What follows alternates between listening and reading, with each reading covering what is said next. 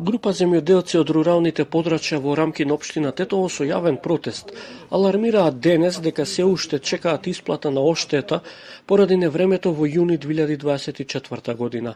Голем број од нив се соочиле со 100% оштетување на земјоделското производство.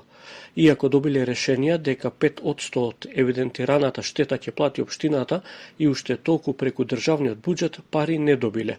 Вела дека овие средства од оштетата им се потребни за да имаат со што да набават материјали за пролетната сеидба.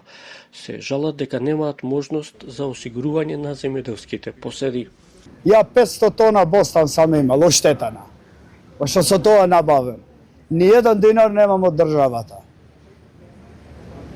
На крај, ова наша општина рече, пред месец дана смо собрали тука, дека им требате вие да регистрирате тоа.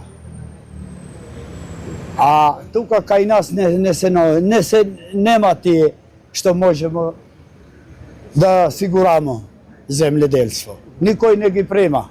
Од општина Тетово информираат дека постапката е во тек и до крајот на февруари земјоделците ќе бидат обештетени.